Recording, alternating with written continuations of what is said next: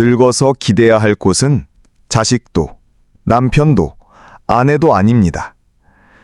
그 자리를 대신 채워주는 것은 바로 5가지 삶의 버팀목입니다. 안녕하십니까? 오늘 제가 나눌 이야기는 평생을 가족을 위해 헌신하며 살아오신 여러분의 가슴에 차가운 바람처럼 스며들지도 모르겠습니다. 그러나 이는 외면할 수 없는 진실이자 우리 모두가 결국 마주해야 할 삶의 그림자입니다. 우리는 젊을 때 자식이 전부라고 믿었습니다. 열이 오른 아이 곁에서 밤새 물수건을 갈아주며 한숨조차 미루던 그 시간들. 남편과 아내, 서로의 어깨를 내어주며 함께 견뎌낸 수많은 세월. 그 모든 것이 늙은 오늘의 우리를 지탱해 줄 것이라 믿어 의심치 않았습니다. 하지만 인생은 언제나 다른 답을 내놓습니다. 자식은 제 삶을 살아가야 하고 배우자는 먼저 길을 떠날 수도 있습니다. 결국 남은 노년의 길 위에서 우리를 붙잡아 주는 것은 혈육의 정이 아니라 마음을 지탱하는 5가지 삶의 기둥입니다. 이 5가지가 무엇인지는 차차 나누어 말씀드리겠습니다. 다만 분명한 것은 그것들이야말로 우리 노년을 외롭지 않게 하고 하루하루를 조금 더 단단하고 고요하게 살아가게 한다는 사실입니다. 당신은 평생을 그렇게 살아오셨습니다. 시장에서는 가장 싼 옷을 사입으면서도 자식들 책가방과 신발만큼은 꼭 좋은 것으로 사주고 싶어 허리띠를 졸라매셨죠. 남편이 사업에 실패했을 때, 아내가 직장에서 힘겨워할 때도 말없이 등을 두드리며 괜찮아, 우리가 있는데 뭐가 걱정이야? 라며 가족의 기둥이 되어 주셨습니다. 그렇게 한평생을 다 바쳐 가족이라는 튼튼한 성을 쌓아 올리셨는데 이제 와서 그곳에 기대기 어렵다니 청천벽력 같은 말처럼 들릴지도 모릅니다. 저도 그 마음 모르는 바 아닙니다. 하지만 이제는 우리에게 필요한 시간이 있습니다. 잠시 눈을 감고 조용히 우리의 현실을 들여다보는 시간 말입니다. 자식들은 이미 둥지를 떠나 자신들만의 삶을 꾸리고 있습니다. 명절이나 생일이면 찾아와 용돈 몇 푼 쥐어주고 가는 것이 고맙기는 하지만 그들이 돌아간 뒤 텅 빈 집안에서 홀로 앉아 마주하는 고요와 허전함, 그 정적 앞에서 우리는 깊은 한숨을 내쉬곤 합니다.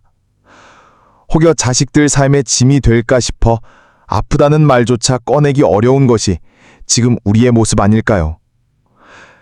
평생의 동반자였던 배우자도 마찬가지입니다.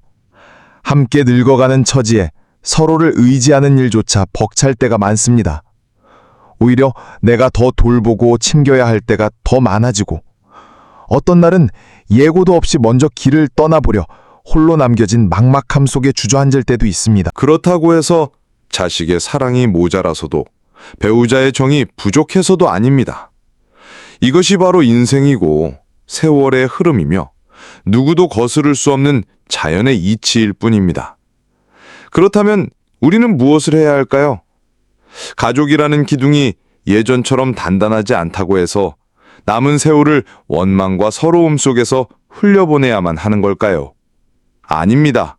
절대 그렇지 않습니다. 바로 지금부터가 진짜 내 인생이 시작되는 시간입니다.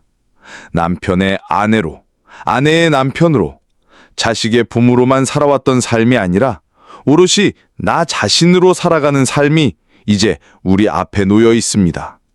자식의 엄마 아빠라는 이름표를 장시 내려놓고 나 오오오라는 본래의 이름으로 다시 서야 할 때가 왔습니다. 누구에게도 기댈 수 없는 순간이 찾아올지라도 내 2다리로 굳굳이 서서 남은 인생을 더 당당하고 자유롭고 찬란하게 살아갈 수 있습니다.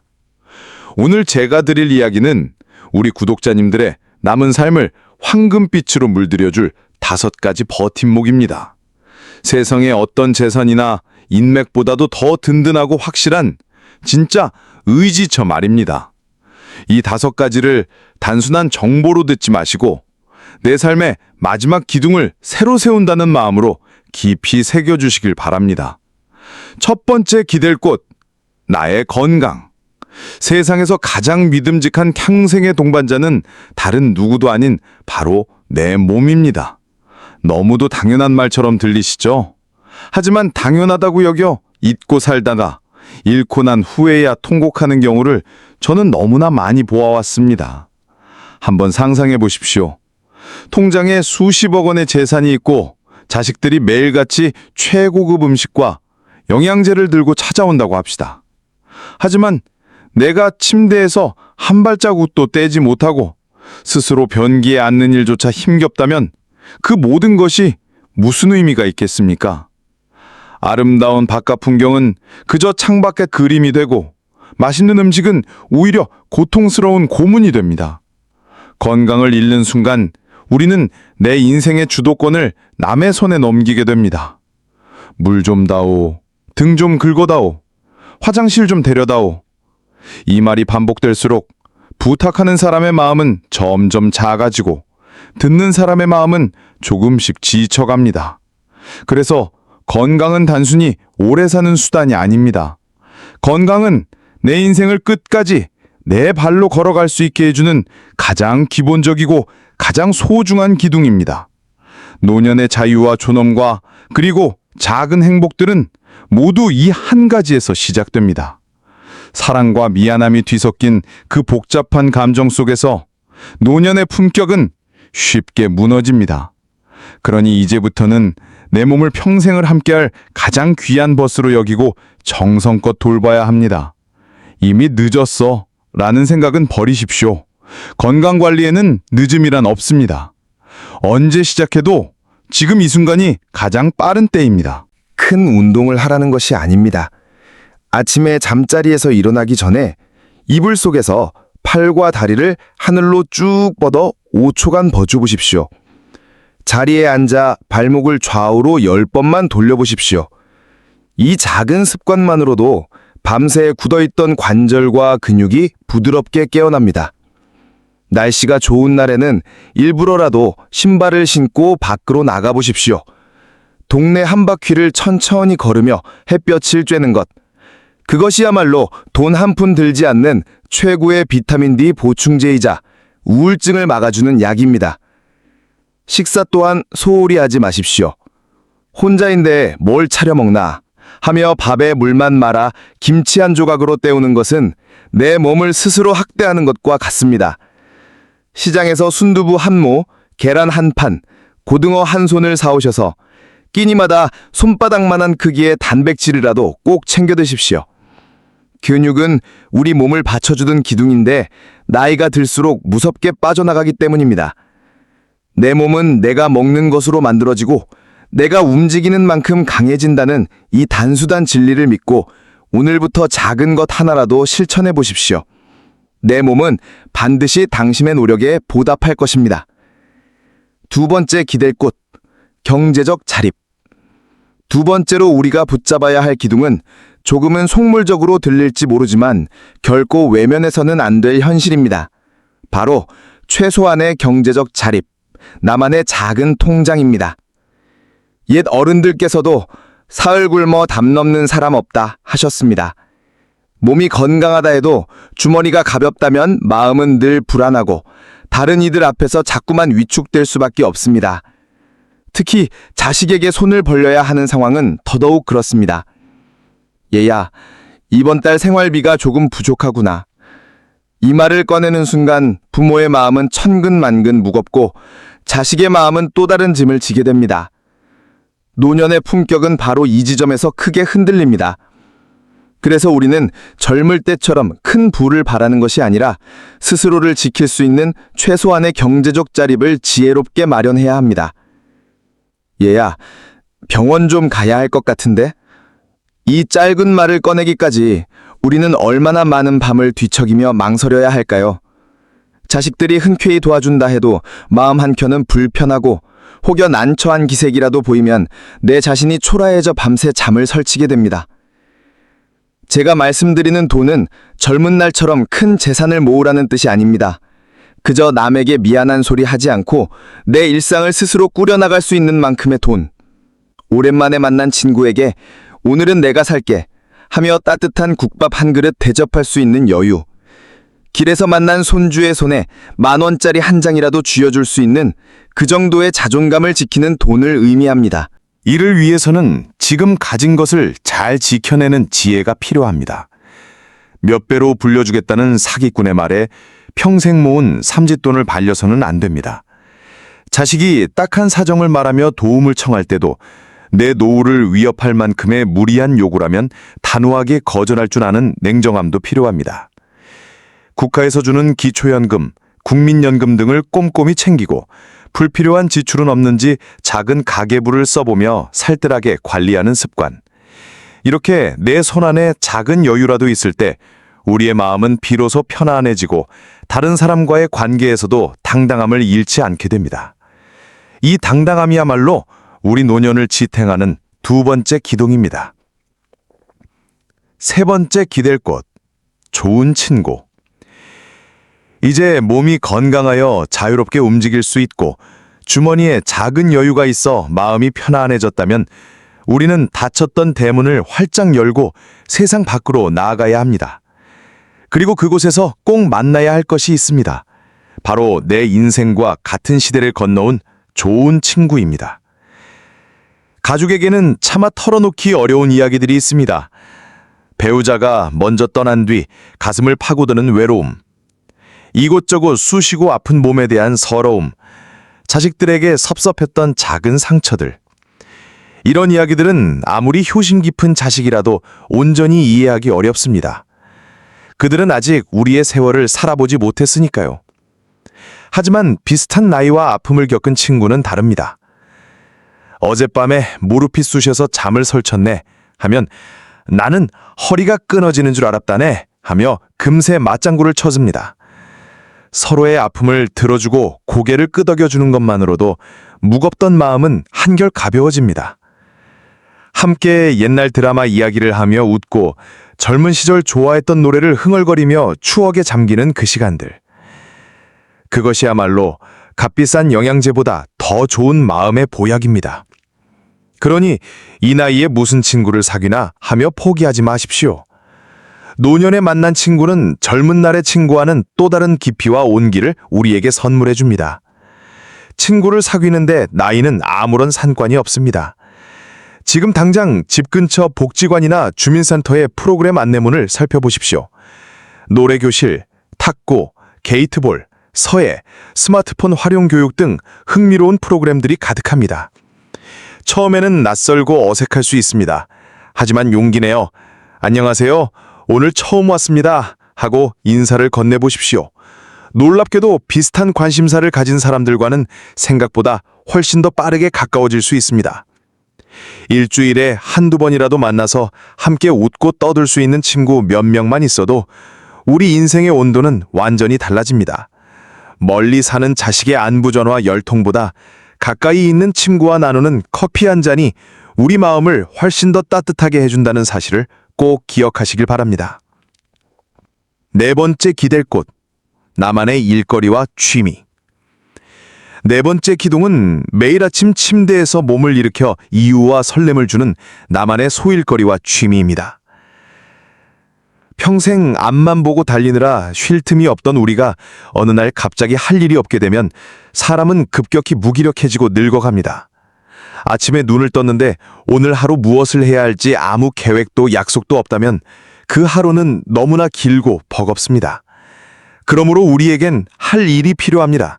그것이 돈을 버는 거창한 일이 아니어도 좋습니다. 베란다 한편에 작은 화분을 두고 방울토마토를 키워보십시오. 싹이 나고 꽃이 피고 빨갛게 열매 맺는 그 생명의 신비를 지켜보는 것만으로도 커다란 기쁨을 느낄 수 있습니다. 평생 배우고 싶었지만 먹고 사느라 미뤄두었던 하모니타나 기타를 꺼내보십시오. 서툰 솜씨로 고향의 봄을 연주할 때 그 삐걱거리는 소리가 세상의 어떤 명연주보다도 내 마음을 더 깊이 울릴 것입니다. 도서관에서 읽고 싶었던 책을 빌려 읽거나 내 파란만장한 인생 이야기를 노트에 한 줄 한 줄 써내려가는 것도 좋습니다. 아이들에게 책을 읽어주는 봉사활동이나 공원의 쓰레기를 줍는 작은 선행도 훌륭합니다. 이런 소소한 일거리와 취미는 우리에게 말해줍니다. 나는 아직 쓸모 있는 사람이다. 나는 여전히 성장하고 있는 사람이다. 그 성취감과 자존감이야말로 노년의 생기를 불어넣고 시간을 잊게 만드는 가장 큰 활력입니다. 이것이 바로 우리 삶을 지탱하는 네 번째 기둥입니다. 다섯 번째 기댈 곳, 나 자신을 귀하게 여기는 마음. 그리고 마침내 앞서 말씀드린 네 개의 기둥을 굳건히 세우고 그것들이 비바람에 쓰러지지 않도록 붙들어매는 마지막 기둥이 있습니다. 그것은 다름 아닌 나 자신을 귀하게 여기는 마음입니다. 건강도, 돈도, 친구도, 취미도 모두 중요하지만 정작 나 자신을 존중하지 않는다면 그 모든 기둥은 쉽게 흔들려 버립니다. 나는 부족하지 않습니다. 나는 여전히 존엄한 한 사람의 인간입니다. 내 나이가 몇이든 내 곁에 누가 있든 나는 스스로를 아끼고 귀하게 대할 권리가 있습니다. 스스로를 존중하는 마음이 있을 때 우리는 남의 시선을 두려워하지 않고 비로소 당당하게 노년을 살아갈 수 있습니다. 이 마지막 기둥이야말로 모든 것을 떠받치는 최후의 보루이며 우리 인생의 궁극적인 지혜입니다. 노년의 지혜를 돌아보면 마지막 다섯 번째 기둥은 그 어떤 외부 조건보다도 강력한 힘을 지닌 내면의 태도, 곧 나 자신을 존중하고 사랑하는 긍정의 마음입니다. 우리 인생은 하나의 넓은 밭과도 같습니다. 같은 땅이라도 어떤 이는 원망과 후회, 불안과 미움이라는 잡초만 무성하게 키우고 또 다른 이는 감사와 기쁨, 용서와 희망이라는 꽃과 열매를 심습니다. 밭을 어떻게 일구며 살아갈지는 오직 내 마음가짐에 달려 있습니다. 몸이 예전 같지 않아 쑤시고 아플 때 이제 나는 늙었구나 한탄하기보다 그래도 두 발로 땅을 딛고 걸을 수 있음에 감사하다라고 생각을 바꾸는 것입니다. 자식이 기대만큼 챙겨주지 않아 서운할 때도 내가 저 아이를 어떻게 키웠는데 라며 원망하기보다 저 아이도 자기 삶을 살아내느라 고생이 많구나. 제 앞가림 잘하고 있으니 그것으로 감사하다라고 마음을 다독여야 합니다. 또한 지나간 과거의 후회와 오지도 않은 미래의 걱정을 내려놓고 지금 여기의 순간에 집중해 보세요. 된장찌개 한 숟갈의 구수한 맛, 창문 너머 들려오는 아이들의 웃음소리, 무릎 위에 올라 잠든 강아지의 체온 속에 이미 행복은 숨어 있습니다. 이런 순간들을 발견하는 것이 바로 긍정의 힘입니다. 나 자신을 세상에서 가장 귀한 보물로 여기며 매일 밤 잠자리에 들기 전 스스로에게 오늘도 잘해냈다, 장하다 라고 속삭여 보세요. 그 마음이야말로 앞서 말씀드린 네 가지 기둥을 지탱하고 어떤 비바람에도 무너지지 않게 하는 가장 든든한 반석이 되어줍니다. 사랑하는 여러분, 오늘의 이야기를 다시 마음에 새겨봅시다. 첫째, 내 몸은 나의 가장 가까운 벗이자 귀한 기둥. 둘째, 내 품위를 지켜주는 작은 통장. 셋째, 외로움을 함께 나눌 수 있는 좋은 친구. 넷째, 내 삶에 생기를 불어넣는 나만의 소일거리. 그리고 마지막으로 이 모든 것을 굳건히 묶어주는 긍정적인 내 마음. 이 다섯 기둥이 우리 노년의 집을 든든하게 세워주는 진정한 기초가 될 것입니다. 그리고 마지막으로 우리 삶을 지켜주는 다섯 번째 기둥, 바로 스스로를 사랑하는 긍정의 마음입니다. 이 마음은 다른 네 가지 기둥이 흔들릴 때조차 집 전체를 무너지지 않게 붙잡아주는 가장 넓고 단단한 반석입니다. 우리가 이 다섯 기둥 위에 세운 집은 그 어떤 폭풍우가 몰아쳐도 쉽게 무너지지 않습니다. 그것은 바로 나라는 이름으로 지어진 가장 따뜻하고 가장 든든한 보금자리이기 때문입니다. 이 집을 짓는다는 것은 가족을 외면하거나 자식과 멀어지라는 뜻이 아닙니다. 오히려 그 반대입니다. 내가 나의 삶을 스스로 든든하게 세울 때 나는 자식에게 짐이 되는 존재가 아니라 언제든 찾아와 쉬어갈 수 있는 커다란 나무 그늘이 됩니다. 부담을 주고받는 관계가 아니라 가끔 만나도 반갑고 서로의 삶을 진심으로 응원해주는 건강한 관계가 되는 것이지요. 이것이 바로 부모와 자식이 가장 이상적으로 나아갈 수 있는 길입니다. 물론 삶이 늘 뜻대로만 흘러가진 않습니다. 아무리 다짐해도 깊은 외로움과 허무함이 마음을 덮어올 때가 있습니다. 그런 순간이 찾아와도 절대 혼자서 끙끙 앓지 마십시오. 그것은 의지가 약해서가 아니라 마음이 잠시 감기에 걸린 것일 뿐입니다.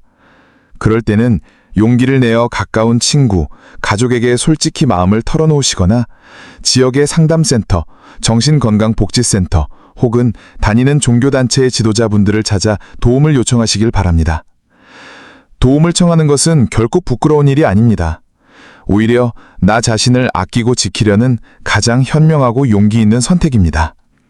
사랑하는 구독자 여러분, 오늘 제가 드린 이 이야기가 남은 인생이라는 도화지 위에 조금이나마 밝고 따뜻한 빛깔을 더해드리기를 진심으로 바랍니다. 다음 시간에도 여러분의 삶을 더욱 풍요롭고 깊어질 만한 이야기를 가지고 다시 찾아뵙겠습니다. 오늘도 귀한 시간을 내어 끝까지 함께 해주셔서 진심으로 감사드립니다.